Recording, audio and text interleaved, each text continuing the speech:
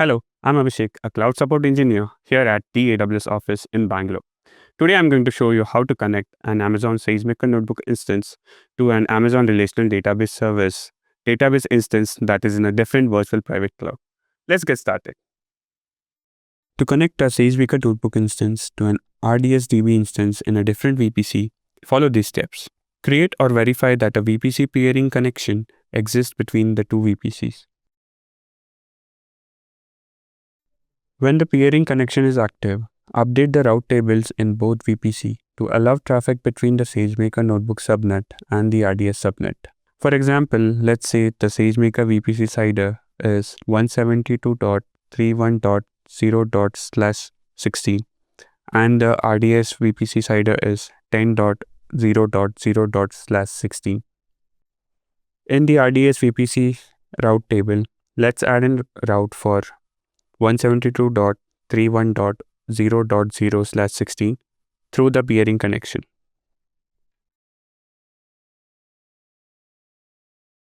In the SageMaker VPC route table, let's add a route for 10.0.0./16 through the peering connection.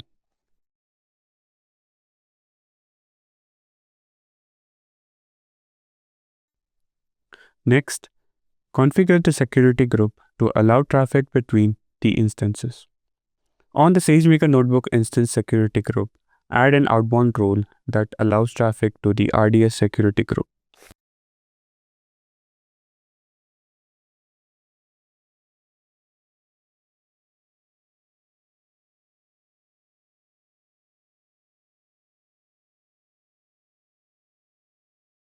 On the RDS Security Group, add an inbound role that allows traffic for the SageMaker Notebook Instance Security Group or its subnet CIDR.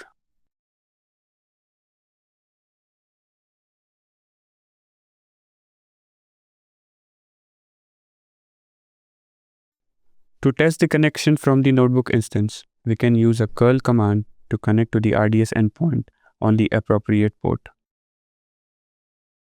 If the connection is successful, then you will see an output that the connection was established. If the notebook instance has direct internet access turned on, then the connection might fail with a connection timeout error. This is because traffic is being routed out the public internet gateway instead of the VPC peering connection. To fix this, we must modify the instance routing table to use the VPC Elastic Network interface. Look at the routing table to identify the VPC router IP address. In this example, this is the VPC router IP for this CIDR block. Add a route for the RDS VPC CIDR through this router IP on the VPC ENI. Confirm that the new route is added. Finally, try the curl command again. It should now successfully connect.